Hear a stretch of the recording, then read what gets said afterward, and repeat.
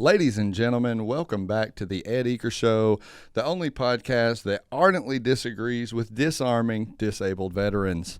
This week we got Cam Rainey on the podcast. Make sure you get this about right there. Welcome, Cam. How you doing, brother? Doing pretty good. How you doing, brother? Terrific. It's almost like I just saw you. It almost is. So a tradition of the pod is I'd be taking our guests to Dalton City's finest, Crescent City Tavern, and pre-gaming on some ranch waters to get the creative juices flowing. We've been having a time. This was your first time drinking the ranch water? Dude, yeah. I felt it.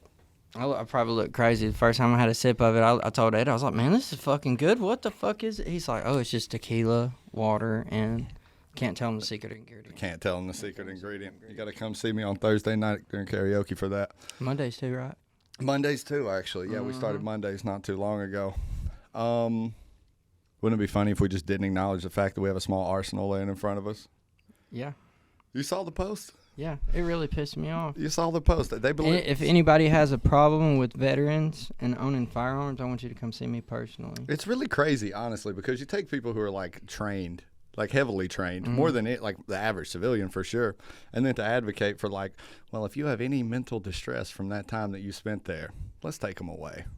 Yeah, that's absolutely crazy. They fought, risk, and some people even laid down their lives. Like people like my brother, you know, we lost Scott last year. Yep. From stuff that happened from when he was in Desert Storm. So yeah, it's personal for me. They got hit with the burn pits. If you got anything, I think that's what caused it. They got hit with the burn pits over there and stuff, where they were like really inhaling like some insane shit. Yeah.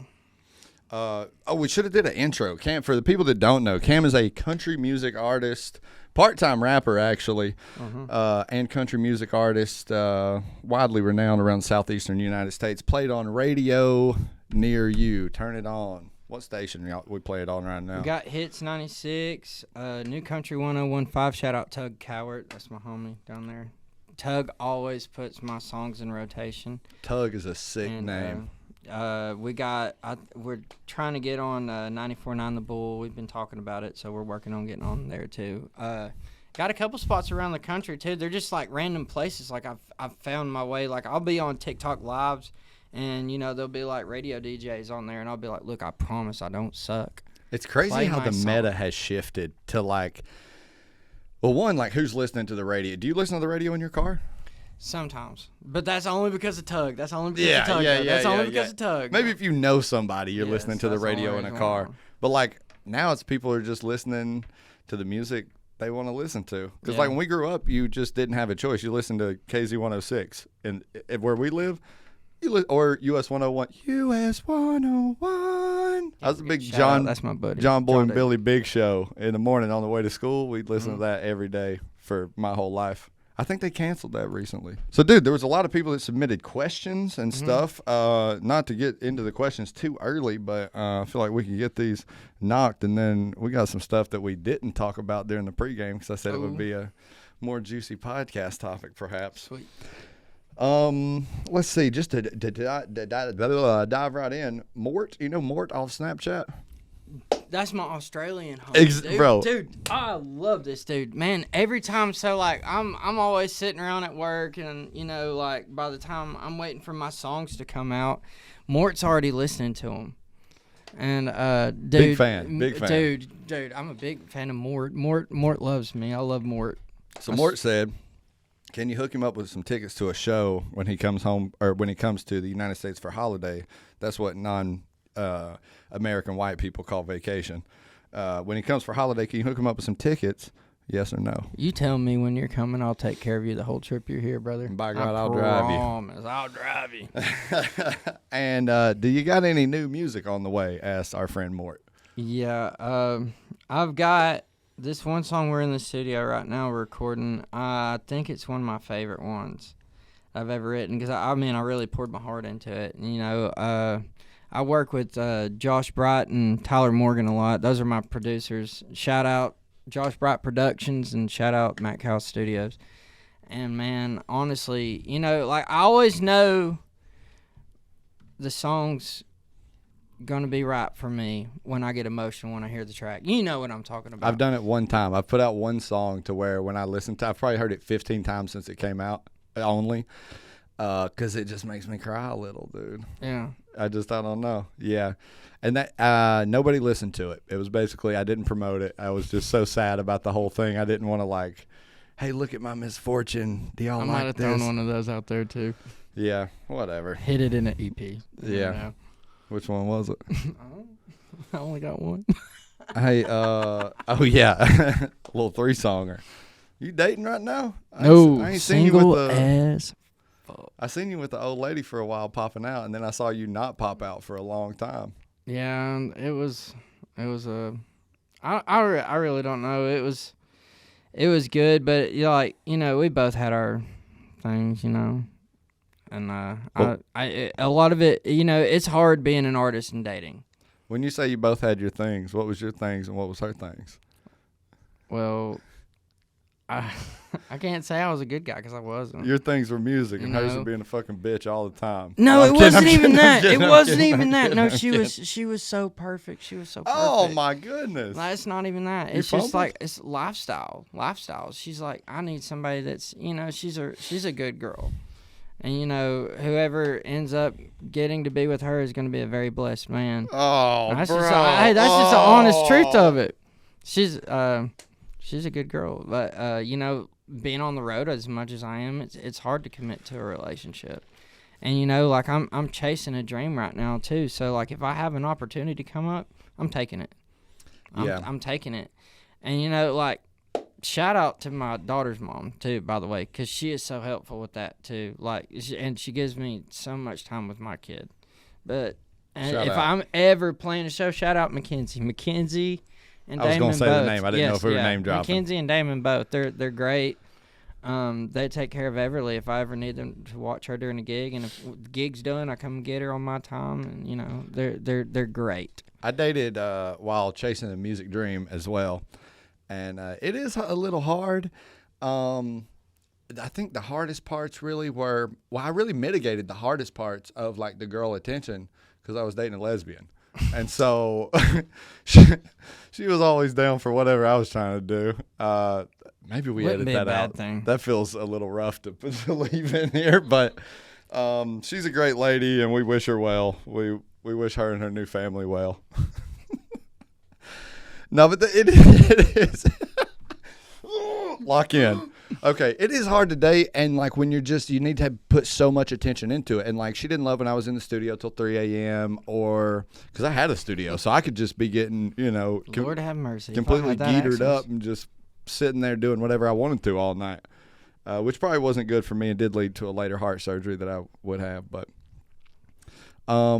gigs, you're pretty locked in on a Friday gig now, I hear. Yeah, I'm at Champy's pretty consistent. Dude, I saw EP post you last night, and I was like, damn, I wish I would have knew about this. Yeah, y'all was wearing the same shirt. What the hell? Yeah, she was telling me a story about the shirt. It's a great shirt. Yeah, shout out. What's the 93 from? It's my birth year. That's the year I'm getting you was old. born? Yeah. I'm a Braves fan, and I was like trying to incorporate. A lot of times, like every time I'm like in a writer's round in Nashville or something, everybody's like, "Oh, you're from Georgia," like right off the rip. So I was like, "Well, gotta incorporate the Braves thing into it." That's what. And then like I'm trying to incorporate some peach stuff into it too. I like that. AP did that. She branded closely with the peach, but Yeah. I don't think that's because she's from Georgia. Yeah, I ain't caked up. I think she had the peach on lockdown. Do you see the? She's got the cobbler. Yeah, that merch that I had made her. So good. I cooked that up right before I went and took those shirts over for that show we did. Okay, another question. Tyler from Facebook said, "Did you let her get lonely?" What is the backstory there? Because it sounds like you can't really tell from the song if you were the one that let her get lonely, or maybe it was some other unfortunate gentleman. I'm exchanging a Zen out for this one. I never take one out. Oh, you just keep them in? No, I take it out and put another one right back in. I keep one in all day. Too. I got a real problem. But okay, so let her get lonely. So I started like chatting this girl up, and we started talking, and started hanging out. I'd be trying to like do weekends and stuff with her. Now I've heard the song. At this point, it does seem like this lady already had was preoccupied with some type of relational. Oh yeah, I'm getting there. Situation. All right. So, like our friend Ashley, she was scrolling through Facebook one day, and I seen this girl, like, you know, we're talking, we're going on dates and everything, but, you know, every time I'd come to hang out, like on a weekend or something, she's like, nope, can't do it. Something's coming up. Something's always happening. So I was like, all right. And then Ashley scrolling, and Brooks? Yeah, she took a little screenshot and sent it to me, and I told her, I was like, I feel like she's got somebody. Ashley Brooks, the snitch. She's looking out for me. Yes. She's looking out for me. But she sent that over to me, and I was like, yep, she definitely got a man. So instead of just being like mad about it, you know, I guess it might have been the songwriter in me. I was like, why'd you do it? I was like, so you found out? Oh yeah, I knew. Okay. I was like, and then I found out he was there, and then I was like, so what happened?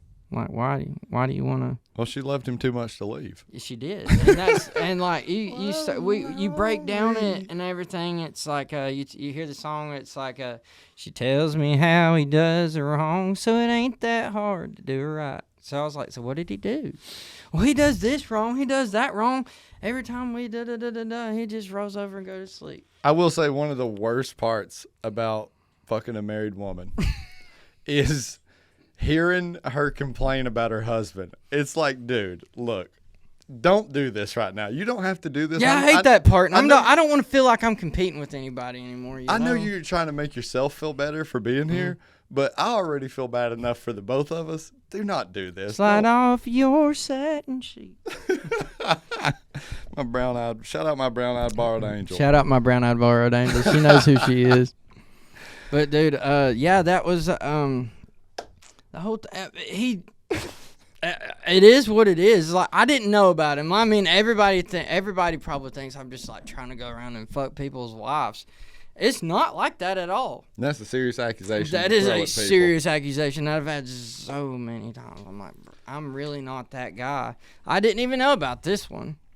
But then, you know, I had to ask my questions. I had to know. And I mean, the story gets deeper, but it's cool. It's really, really dirty. We're not going to And this wasn't the one that got pregnant right after? This wasn't that ain't the one. No, it's not the one everybody thinks it's about. Okay. That's the one I thought it was about. Yeah, I remember I was doing fiber in South Georgia, and you called me. You said, listen to this. You had just wrote it. I was like, Jesus Christ, Cam. You might as well say your first and last name, Yeah, brother. I remember. That one. Yeah, that was way before then. There was. We went to a award show. I had the idea. I floated around. And me and Easton Chambers had started writing on an idea, and what I took was the idea that we was writing on and completely made it something different. And because I was like, dude, I got a story to tell. I got to tell it. I was like, let me tell it this way. 'Cause you know, writers will get certain ways too. Like if you do certain things with a song, they're like, oh man. But I was like, look, I got this story to tell. Let me tell it. I've never been able to write with another person. The egos clashing. Dude, I cannot do it. It's my ego, by the way, that clashes because I always think that the things that I write are better than everybody else. And so when somebody tries to change it, I'm like, well, you're not smarter than me, which is not fair. That's not a good way to be. I've honestly loved it.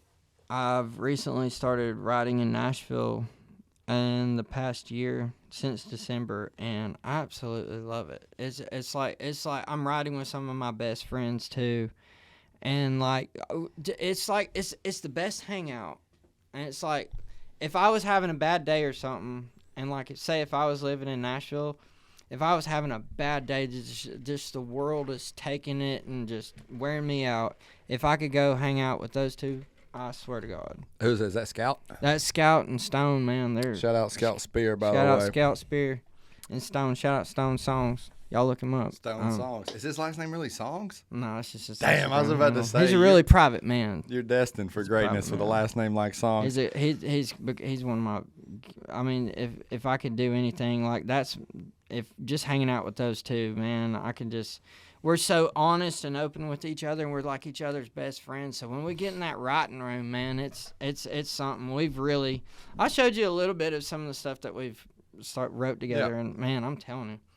And shout out my best friends, Brandon Music and Scott Rhythm, by the way. Friends with Stone Songs. Oh, they know them? No, I made those two names up because they have musical last names, and I thought that would go pretty fitting in this moment. We have another user from Facebook who wants to know, are you the big or the little spoon? What's your preference? I like to switch it up a little bit. Okay, so you're a switch. All right. I like to switch it up a little bit. Now, look, okay, so for cuddle I think this is where I draw the line, because for cuddle purposes, I'm a big spoon. I'm a big spoon in the streets, little spoon in the sheets. Yeah. But when I'm going to sleep, I like to roll over and I like to have her backpack on me, just With a fan, too. with the fan on high, house on 66, blanket on thick. Play with my hair, scratch my back. Big spoon, little spoon. If you had to pick, gun to your head, pick one right now. It would be big spoon. Big all spoon. day. Okay. What's that look like? That's a full two knee spoon. A little foot action too. Is it one knee spoon? Because one knee spoon is my favorite big spoon action, where they put the leg cocked back and you got the leg over their leg. I usually pass out before then. Okay, fair enough. Spencer, our brother in Christ, Spencer, asked, "What's your rap name? And is there a story behind it?" I feel like he already knows the fucking answer to this. 2 Glocks. 2 Glocks. 2 Glocks. And would you believe this guy shows up to the studio with 1 Glock today? Just one. A couple AR-15s though. 2 Chainz said, "I got 2 chains, so they call me 2 Chainz." I always thought that was an inspirational lyric when I was writing. I would think about that every time. 2 chains, 4 bracelets. Before I wrote "Before I Drown," I listened to him say, "I have 2 chains. They call me 2 Chainz," and I thought, I got a song idea. 2 Glocks. What's the story behind it? I usually have 2 Glocks in my truck at all times.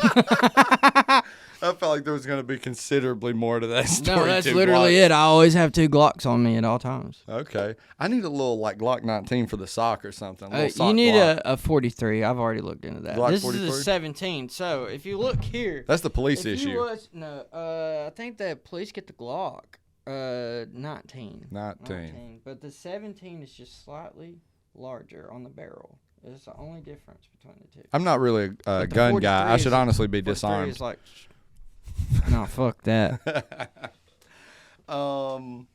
Let's see. What's the other one? Okay, here's a good question.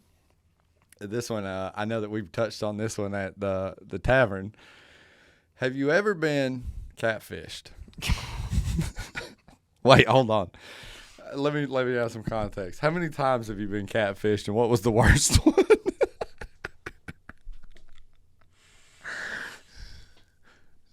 Oh, fuck. So bad. So fucking bad. You got catfish. How would you say, what was the thing that was different from before you met to when you met? All right, so listen. So the AI filters y'all are doing, I don't know what the hell it is. Some of y'all are magicians with the camera. Some of y'all, I guess AI is doing it, because what I see ain't what I get. You know what I'm saying? Okay. I did see the pictures that you showed me that were on this person's social media, and I thought, Fox, dime. Not. Immediate dime. Nope. Do you think they'll know? They're not going to watch this. Probably. I think they added me. Probably. They will watch this. Probably. I hope we don't hurt this young lady's feelings. It'll be all Even right. though, look, here's the thing. If I were to lie to your face, low, dude. if I were to lie to your face, I'm good. I'll make it through the pod. I bought a sleeve. You had the new black cherry? I haven't had that one yet. Incredible. You're going to have to try them. If I were to lie to your face, that would be socially unacceptable, right? Mm-hmm. But if I lie to you via my pictures, filters, AI, that's somehow like I'm the bad guy. You're the bad guy if you call me out for doing that. I don't think so. I think a liar is a liar. In the words of Ron Swanson, there's 2 things I hate: liars and skim milk. Because skim milk is just water lying about being milk. That's the truth. Yeah, so I think the catfishing stuff, I've had some run-ins maybe where it's like, I know they have the I kind of like it though when they catfish me. I'm not going to lie. If you can make yourself prettier for 90% of our engagements, and then the 10% where it actually matters. That's the only reason I'll see it through. That's The better. only reason you got to see it through at that point. That's better than you being who you are 100% of the time, because at least 90% of the time I get to pretend you're somebody else, just like you're pretending you're somebody else. And I kind of think that's beautiful. That's something that the technological age has brought to us that I really think my grandfather would be jealous of.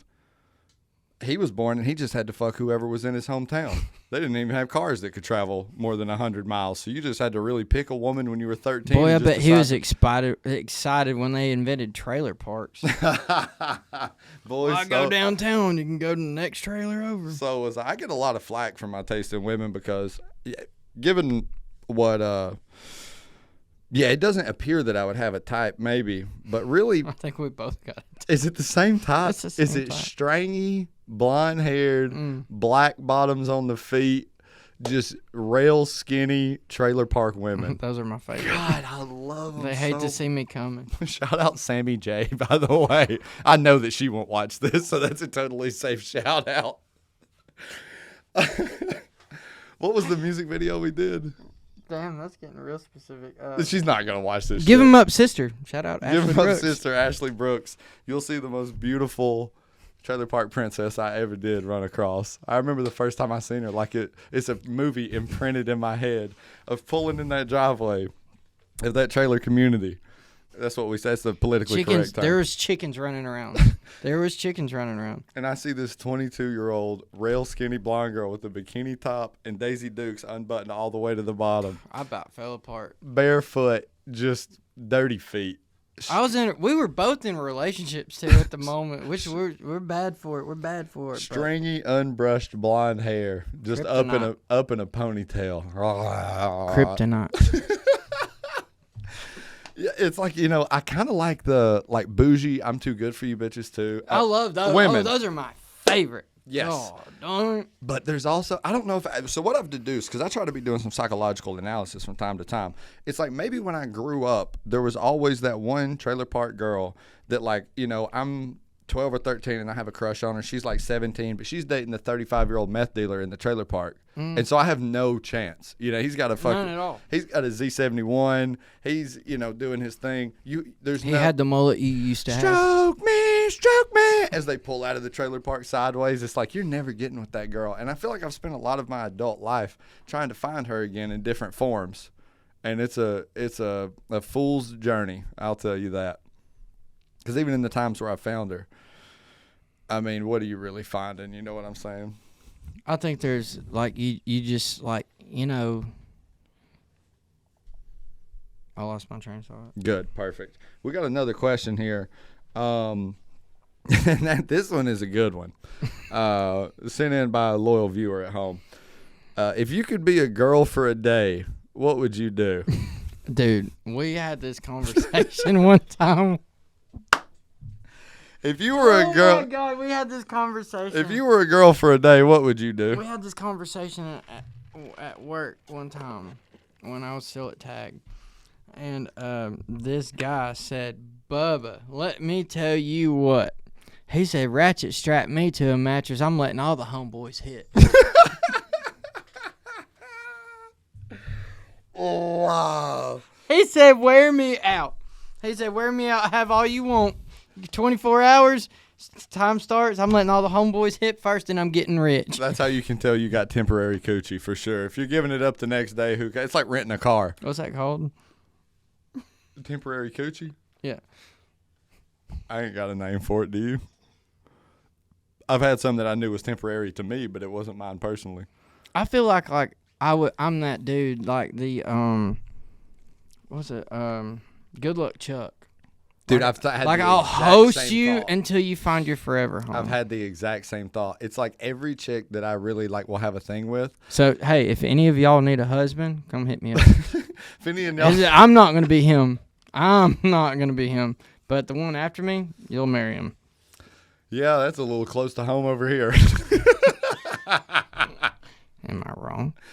No, I feel like I do that, and I've wondered why is it that after I be dating a girl or something, she immediately gets married, and I think it's that in a way they see how bad it can be. Bro, after dating a musician, you see how bad it can be. You see, you're like, I gotta settle down. I'm always gone. It's just like I'm not on. There's nothing more than I want than to have that family I could come home to every day. But I've got a gift that was bestowed upon me that I've got to do something with. Yep. And there's nothing that's going to stop me from doing it. I think I thought for a long time that wife and kids and like happy home was like the pinnacle of like what I wanted to do. And recently, I don't know, dude, my life is set up in such a way that like I don't really know if that's what I want to do. Like I would love to have my daughter. That is 100% would like to have that. But as far as like having a wife, like and it's like I'm in this like weird Instagram algorithm where it's like trad West, like traditional Western values of like wife, home, kids, garden. And of course, like I want that a little, but I wake up in the morning, I have my C4 and oatmeal, I go to work, I wake up, C4 and oatmeal, jerk off, work, gym, home. Where the hoes at? Like I really have like such a relaxing life of doing whatever I want all the time that I really cannot imagine giving that up. And I know that there's like maybe some deeper happiness and security in that, but I've also been in like, 5 or 6 long-term relationships, and it's like there's some real pitfalls to that idea because like no matter how cool a girl is, how 100%. Long is she cool for? Yep. And that's normally like what I do is like, well, like if I'm going to be in a relationship with somebody, like, as far as that goes, it's like dating me. And another reason why I try not to date is because I'm going to hurt you 100%. I'm going to physically hurt you. Not physically. I'm going to hurt your heart because you can't have what you want. You can't have that at home every night at 5:30. No, I'm on the road. I'm married to the music, and that's 100% where I'm at. And I'll tell anybody that's where I'm at. I'm not trying to hurt anybody. I'm also going to tell you there's nothing that you're going to do that's going to change that. So there's nothing you don't think, there's no coochie good enough to subdue you into. I would have already had it. Shout out to those women, by the way. Shout out, y'all. I'd like to take this chance. I'm going to take a little break right here. This podcast is sponsored by Ambush Peptides, the best fucking peptide company in the entire world. You might find them cheaper, but every product we have is independently lab tested, certificates of authenticity on deck. Everything we have is 99.9% pure. Is affordability really something you're looking for things that you're using for research purposes? For research purposes only, hit the link that is down at the very bottom of the description of this video. Use the discount code Edward Eaker, no spaces, no caps, all lowercase, and get 15% off any purchase you have at ambushpeptides.com. So we talked about just the segue a little right here. We had a little talk about the peptides. When you getting on them, dude? We're all on them. We're all on them. I'm really like, dude, like this year is, like I've took a big step back, like publicly, to really try to hone my craft and like try to like, Cassie Ashton said something when I was on the Playlisted podcast. You was there with me. We're going tomorrow. Yep, we're going tomorrow. We're gonna go see old Vince Gill on there and try to sing Dad's song. Is he gonna be on there? Yeah. Mary Kate went up there. Yep. Did she finally go up there? Like three, me 4 and weeks Austin ago? was talking about that. Like, yeah. Shout out Mary Kate Farmer. Ain't she the best? I love By the time her this so episode much. comes Shout out, out Blaine too. her episode will already be out. She got in here talking shit about Israel and the Jays. It was so her. fun. She said the Charlie Kirk assassination was a Fire fake. me up. Okay, Playlisted podcast. But I done lost my train of thought again. We're going to the damn Playlisted podcast. We're going to the Playlisted podcast tomorrow. We're gonna hopefully sing "Turn the Other Cheek" for Vince Gill, which is a song I wrote about my dad when my dad passed away. Cassie Ashton won't be on it tomorrow. No, Cassie Ashton won't. Cassie Ashton, what she said when I was on her episode of the Playlisted podcast, y'all got to excuse the ADHD. She said, "Your voice is an instrument," and that struck me in that moment. And then I started going back and I started listening to all of my music that I've already recorded and I've put out. And I'm like, as a vocalist, I'm gradually getting better. So, and then another thing, like, like that fright in your mind is like, I don't need to put out another song until I'm on my shit. So, like a lot of this year has been spent doing that and then being in Nashville writing and then working on my own mental health too, Like, I lost my dad and my brother so close together and it fucked with me. I would push back on I need to wait until I'm a better version of me to put out music theory. We talked about this a little bit earlier at the tab. I had that little stretch there for like 8 months where I put out a song every 4 Fridays for a year, bro. And that worked so well. And I feel like I always had that mentality of like, like I need to wait. Like this song needs something else. This song needs something else. Like I can do it better. I can do it better. And I think that's actually retarded and gay. I think that like you gotta just make the music and like you know. You're right. Me and you are both storytellers 100%. in our music. So you put out the song that is like relevant to right then, and you just move to the next one. And that does put a pressure on you to be like forever productive. But I feel like that's kind of like what an artist needs to feel good, is to keep telling the story in continuation. And I know I'm a really bad example of that because I quit music like a pussy and started doing this dumbass podcast. This podcast is fun, though. Bro, it's really going to be hard because Let the record show have been begging him to get back into music with me. Yeah, for real. And I've been thinking about it. I got you saw that. I got put on the Spotify algorithmic playlist, the Discover Weekly, and back up to 9,200 monthly listeners despite not having put a song out in a year. That's very odd to me. I'm really about to have an anxiety attack right now. Are you actually? Yeah. 100%. Okay. All right.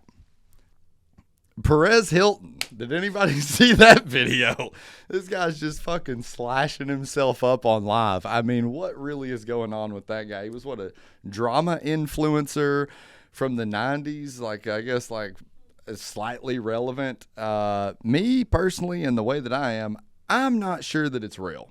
If we want to be honest, I'm not 100% sure that it was real. I mean, I did see the knife and I did see the blood kind of spraying, but really where I deviated from reality is where he began to cut his own penis off. I feel like that's probably something that you just wouldn't do. And he's saying, this is what you wanted. This is what you wanted. Man, that was terrible. I really hated that I had to see that, but I always keep some suspended disbelief that there could have been some kind of blood injection on the fake knife or something with like a thing ran up. And he did it on TikTok Live, and he's like, I can't believe TikTok isn't taking this video down. This is what you wanted. Really looked like more of a demonic possession to me. I've recently started to look at a lot of things from a spiritual sense instead of so much of a worldly view. In other news, Trump is in talks now to open the Straits of Hormuz with Iran. This is, I think, the 23rd, maybe 24th time that he has said that this is something that is going to happen. And let's just be honest, he wants to nuke them. He wants to nuke them. He wants to feel the power. He wants to feel the wrath. And I think he just wants to go down in history with Harry S. Truman as somebody that finally pulled the trigger. And if you understand the kind of guy Trump is, he's pretty much done everything. He's won like 7 daytime Emmys. He made $9 billion. He became the leader of the free world. He won 2, probably 3, honestly, elections, fair elections. And I think he just wants to nuke them. There's a clip that maybe we can put up here where he says, it was going to be a massive attack. It was going to be an attack that would have been by far the biggest attack since World War II. But they've asked us not to do it. They said, please don't do it. There's a clip where he says that he was ready for the largest attack since World War II. Which what happened? What was the end of World War II? So what's the only logical conclusion for that? This is why I have a medical card. Bro. This is sweat. Are you okay? I'm not laughing at you. I'm laughing at the abruptness with which that happened. I felt it coming. I was like, oh, it's happening. I already brought the podcast to a logical conclusion if you would like to wrap it. It's been affecting me a lot. Like when I've been going on to like anything important that I do, it's like normally it was before when Dad died, you was the one that like hinted out at it. You're like, dude, you might need to take a step back and look at how you're doing things right now. Because I started missing out on, things I'd promised that I'd be there for you for. I missed out on it. You never disappointed me, brother. Yeah. But just, little stuff then, after my brother died, it was worse. Yeah. Yeah. I say this about artists all the time. I owned a studio for a while, worked at a studio forever. The thing about all artists that I've noticed they have in common is they're deeply insane. Yeah. And I don't even say we that. wear our heart on our sleeve. Yes, and 100%. That's kind of what makes you. My emotions like that. It's so honest. Like I'm 100% honest all the time. Like 100%. What you see is what you get out of me. Yep. And it's just being real. Anxiety is a real thing. Yeah. And, you know, like you can struggle. I've struggled since I've lost so many people. I lost my best friend. You know, like I've lost friends over the years. I just lost a friend this weekend. You know, it's all that loss. All that loss has done something to me. You know. Yeah, I think Obviously, as you can see. You're the sweatiest guy I've ever seen. Yeah, I get a hot flash and like it's every morning. Well, you seem locked back in now. Trying to. Hey, you don't. Okay, I'm kidding. You do. We're good. You know, I struggled We're with already open and honest at this point. Anxiety issues for a long time that I kind of like self-medicated through. And I hate that I'm going to have to see this in court later, this particular clip right here. But, yeah, I did whatever I could to kind of like, especially with like playing live shows. And I remember that Laser Freak show that I did. The level of like that was a rowdy show. I don't want to say self-medication, but the level of like what I did to get myself to be able to even do that in front of that audience and like be able to do it at the level that we were doing it. Yeah, and it's just not a sustainable model to do it that way. I did it definitely the wrong way. I did it like whatever got me through the night and then just deal with the consequences for the next week and then get back on the horse and fucking do it again and do it again and do it again. And there's no real long-term model in that. There's not. And, like, you know, like, I noticed that early on, too. And, like, you know, like, back in those days, like, we was hitting it hard together. And, you know, we was both getting trashed out. But, you know, there was one night I had Tyler with me. And, you know, and I felt like shit for months afterwards. But I think something happened to one of my drinks. And, dude, and you know, I always have a plan. Like I would drink a few beers, and I would have a meal ready for me. So by the end of the night, I could grab that meal, eat it. So by the time I drive home, I'm good. Oh, you didn't eat earlier, you asshole. Oh yeah, I didn't eat earlier, but I didn't drink that much. Fair enough, you didn't. But yeah, I would just, you know, everybody would always have a couple beers. You know, like when I'm on stage, I'm not obviously pounding alcohol, but you know, I'd always have this rule where I'd drink about 4 or 5 throughout the night. Throughout a 4 or 5 hour period, I don't think that's bad. But one night, I was just like gone by 9 o'clock. That's a little fun too, though, to play a show completely rowdy. Dude, I don't remember any of it. That's the thing. Tyler's like, you would ask me to play you'd ask me to play a song, I'd play it, you'd start singing it, and then midway through it, you'd be like, well, I won't do that no more.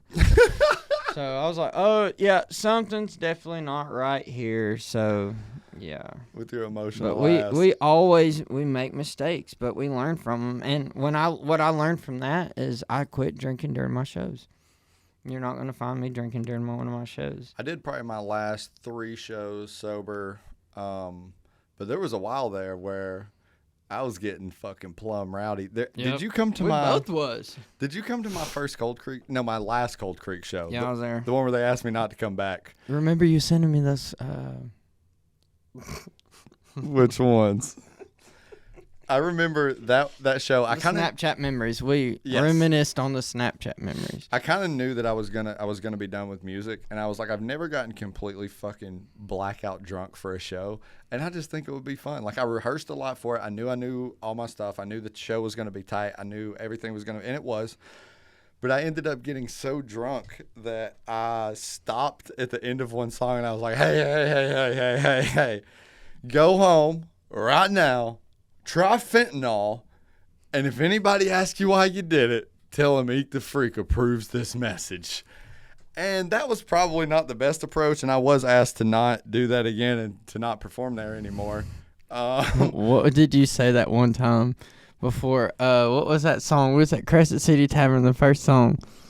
If you don't like if you get offended by this, drug abuse, because I use the F word, and by F word I mean faggot. And I'd said if this next song has gratuitous use of the F word, and if that offends you, I will suck your dick after this show so I can keep using the word. That's right. Dead ass, and the beat drops as soon as he's fucking. I said your dick, my mouth, drop the beat, and then I just went straight into the song. Yeah, I like to add a little spice to the show from time to time. That was a lot of fun. That was. The after party was fun too. Do you remember the hurricane slap videos? Oh yeah, with fucking Carson and Devin. Shout out Carson. Carson's doing the damn thing now too, ain't she? I couldn't be more proud of anybody. She made the transition from bartender to esthetician so seamlessly. She's doing content. Dude, her all the content time. is so like, dude, Funny. I watch her content, And it's so her. Dude, it is so good too. And it's so her. Like, she's a funny fucking person. We were talking about her at Crescent the other day and how that establishment sorely missed her leaving, even though I think they had like some disagreements while she was there. But no, she brought people in. One thing about her, she is funny and she brings people in. Yeah, and she was a hoot to be around too. Yes, she was. There.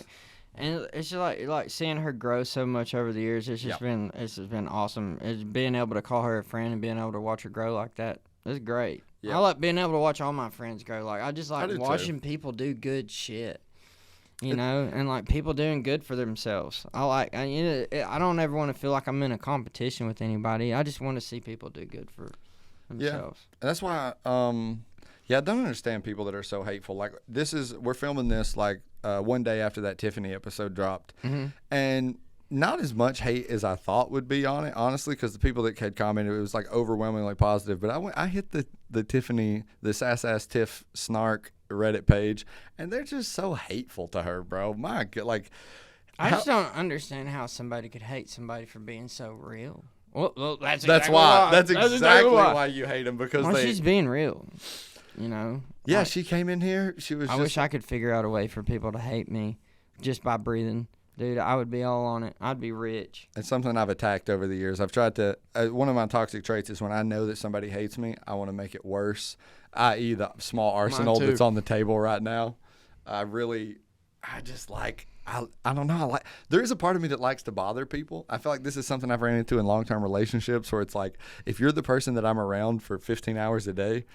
You're not in a good relationship if you're not getting to poke fun with them. It's just a little bothering. You gotta bother them a little bit. But I feel like, I don't know if other men would be okay with it. I take it pretty well, but I know women really don't like to be poked at often, you know, that maybe it takes away from their sense of security or something like that. I'm talking to a therapist about this now. I'm not.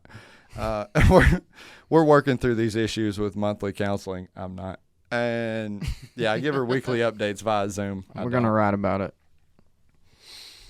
You got any big dates coming up you would want to talk about? Any shows that you would like to promote to get people out? I know I try to get you at Crescent in 3 Fridays from now, but you're pretty Friday'd up. I'm pretty Friday'd up. Every Friday at is it every Friday at Champy's in Chattanooga? Yeah, so far. For the rest of the year, at least. So every Friday at Champy's Lee Highway in Chattanooga, you can come out there, see me doing my thing. So this will shout out the Jeep crew in Chattanooga too. I'll do their Jeep nights, man. I love them guys. Shout out Chattanooga Jeep Night.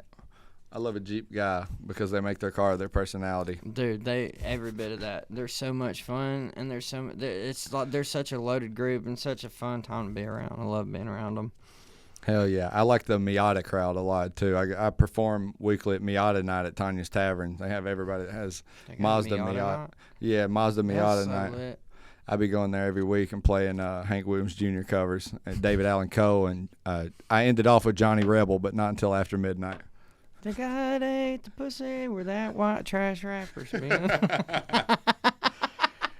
Sure is hard to figure. You know what's coming after that. He sets that rhyme scheme up heavy, bro. Eaker. I was at Crescent the other night with a black dude who was raised by his racist white grandfather. And he knew every word to that song. And I was like, dude, I don't know if I can, like, sing along with you because Did he sing it? Yeah, he sung it. Sung every word of the song. The song. Sure is hard to figure. On karaoke. How any decent girl. No, hell no, brother. You think we're doing that over the mic? No, we're sitting at the table with 3 45-year-old MILFs. We're not. Those are the ones that would do it. Man, do I have a story for you after this. And I know she won't watch this podcast either, so I probably could do it on here. But I love MILFs. You know, I've been going the other Single direction. moms. I've been going the other direction here lately. I've been hitting the 20 to 26-year-old demographic, and I've been getting a lot of hate for that, honestly. Yeah, it happens sometimes. I feel like MILFs are my next evolution, but I just haven't dabbled. So I fucked a 42-year-old lady when I was 19. Well, I've been playing in bars since I was 16 years old. By the way, I did not fuck her. She 100% fucked me. I'll fuck you back. Yes, she will. I ended up selling some land down in the Ridges 2 years ago. And, dude, I swear to God. How'd you pay for it? We meet up at the lawyer's office, and she was the fucking lawyer for the. I saw the name, and I was like, no way, that's her. And she walked out, and we made this, like, eye contact. I hope this doesn't give it away because I think she's a notorious MILF for hitting the 18 to 22 demographic. But that was such a nice time. I feel like there is a lot of. I look 22. I feel like there's a lot of opportunity there, untapped potential. This group of MILFs that was at karaoke last week, they were telling us that at 40, you feel like you're 16 again as far as your overall sex drive. And I was like, let me see. Rowdy. Maybe they are. Maybe they ain't. Hit me up. Big dates, champies. Anything besides that you would like people to get I've got out to? one that's I can't really talk too much about coming up in October. It's going to be local, but I can't say too much about it. Oh, hell. So, yeah, I wish I could. But I'm playing at a writer's round at John Daly's bar in a couple weeks. I got to hang out with John Daly. That was fun. That was fun. That was I remember getting the Snapchat clips of that. Me and Kate were sitting there looking at those like, what the fuck? Because I'd already had her on the John Daly bandwagon. We were watching his. Dude, he's amazing. All right, so I was watching my buddy Dalton play, and me and him was just like side by side with each other. It was just sitting there chilling. We didn't drink anything, we didn't talk. We was drinking. We didn't talk to each other. But before he walked off, I was like, when I grow up, I want to be just like you. Dude, to John Daly? Yeah, me and then too. He started going like this. He started going, and I smacked his finger. I said, I ain't growing up, motherfucker. He said, I like you. You're with me tonight. And then it was just a good time after that. Great. As a golfer and degenerate, he is somebody I look up to in both aspects. I shit talk Tiger Woods to him. Oh, I think he shit talks Tiger Woods a little. I'm not going to comment on that, but. All right, well, this seems like a reasonable place to wrap this up. It has been an absolute joy to have you, and it will be an absolute terror to edit this podcast, I'm sure. Yeah, sorry for the anxiety attack, people. Mental health is real. It is. I'm not depressed or anything like that, but, I've developed an anxiety since, I've experienced a lot of loss, people I love a lot, and, I'm just now, it's affecting relationships too, like me when I tried to have a relationship earlier last year, and it just completely kept me out of it mentally, and that's like what we was talking about earlier, it's a lot my fault, and I told her it's my fault. Well, the thing about stuff like this is like I've found that when I'm transparent about stuff like this, I never really get pushback or judgment from it. It's always people being like, thank you for I don't talking care if about anybody this. wants to judge me about it. Like, I'm being honest. Like, you can take it as, what it is. But, I'm self-aware. Yeah. I'm trying to fix it. I'm trying to do better, and... There's not an easy fix to that shit. It's not. But, like, I know it's beyond me. So I'm going to get it fixed. So, like, I don't know where it is. It's like, It was awfully all of a sudden. It was really after my brother died, and you was with me on the Playlisted podcast, and we was the whole ride up there. I was talking to you. I was like, dude, I was really more concerned about the emotion being in the song. But then when I got up there, like, stage is where I'm supposed to be the most comfortable at, because I'm there all the time. And then I get up there, and I remember eating the microphone, and I was telling you, yep. I was like, dude, I think that sucks so bad. You're like, bro, you killed it. That was so good. It was one of the best performances I've ever seen you do. I was like, no glaze. But, but it made me realize then, too. And I texted Austin recently, and I've been trying to get back on the Playlisted podcast because I've been doing better. Like, I've been working on myself and, like, taking this year off and working on my confidence. And my confidence on a stage is at a whole nother level. Like, I haven't ever seen it before. It's the biggest part of it. Like, I know my shit now. And then a lot of it, too, was, like, getting in and honing my craft. Your voice is an instrument. Like, shout out Cassie Ashton. Shout out Cassie Ashton. And your voice is an instrument. And that's one thing that I've worked so hard on is just, like, if you come and see me now versus seeing me 2 years ago when I first started, you're going to see a completely different person. You're going to see a lot more professionalism. It's a lot different because I've got a goal and I've got my eyes set on it, and I'm going to chase it down no matter what. Hell yeah. Well, thanks for coming on the podcast, Richard. We really appreciate having baby you. mama tell you to do that? No. And ladies and gentlemen, thanks for watching the Ed Eaker Show. We'll be back next week where I actually have my baby mama on the podcast.